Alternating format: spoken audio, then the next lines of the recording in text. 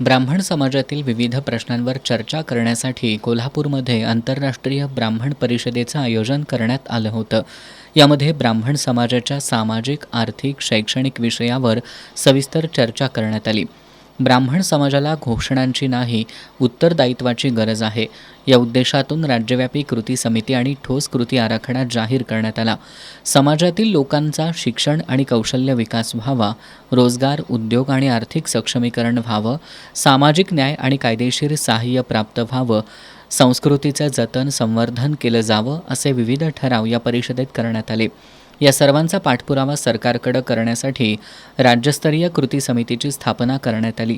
यावेळी खुल्या प्रवर्गातील समाजाच्या आर्थिक आणि सामाजिक उन्नतीसाठी स्थापना केलेल्या अमृत संस्थेकडून समाजाच्या अपेक्षा मोठ्या आहेत. मात्र समाजामध्ये संस्थेच्या कार्यपद्धतीबद्दल संभ्रम निर्माण झालाय. यामध्ये आर्थिक गैरव्यवहार झाल्याची शंका उपस्थित करत याची सखोल चौकशी करण्यात यावी आणि दोषींवर कारवाई करण्यात यावी अशी मागणी आंतरराष्ट्रीय ब्राह्मण परिषदेचे पदाधिकारी तथा राष्ट्रवादी काँग्रेस शरदचंद्र पवार पक्षाचे प्रदेश प्रवक्ते मकरंद कुलकर्णी यांनी केली. शैक्षणिक आणि आर्थिक ठरावाच्या अनुषंगानं अमृत ही जी महाराष्ट्र शासनाची खुल्या प्रवर्गातील संस्था आहे, त्या संस्थेचा उहापोह करण्यात आला. त्या संस्थेमध्ये बराच अनियमितता दिसून येते. त्या संस्थेचे जे अधिकारी आहेत त्यांना एकाधिकारशाहीप्रमाणे काम करतात असं निदर्शनास आलेलं आहे. त्यानुसार त्यांच्याकडे 10 कोटीचा खर्चाचा अधिकार करण्यात आलेला आहे असं आम्हाला माहिती मिळाली. त्याचे पेपर आमच्याकडे आहेत शासनाकडचे आणि तो अधिकारच बेकायदेशीर आहे. त्यासाठी त्यांनी त्या विभागाचे म्हणजे ओबीसी डिपार्टमेंटची मिनिस्टरची, मुख्यमंत्री कार्यालय या कुणाचीच मान्यता घेण्यात आलेली नाही. त्या कार्यालय अमृत संस्थेमार्फत ज्या योजना चालवल्या जातात त्या योजनेची शासकीय मान्यता घेण्यात आलेली नाही. खरेदी धोरण, ट्रॅव्हलिंग धोरण या सगळ्याच्या धोरणामध्ये, नोकर भरती धोरण ह्या धोरणामध्ये सगळ्यात विसंगती आहे आणि त्यामुळं 55 कोटी परत गेले, संस्थेचे पैसे परत जात आहेत. या सर्वाचं उत्तरदायित्व म्हणून अमृत संस्थेच्या सर्व अधिकाऱ्यांचं चौकशी व्हावी आणि त्यांचं निलंबित होऊन त्यांच्यावरती आर्थिक गैरव्यवहार झाला असेल अशी आम्हाला शंका आहे.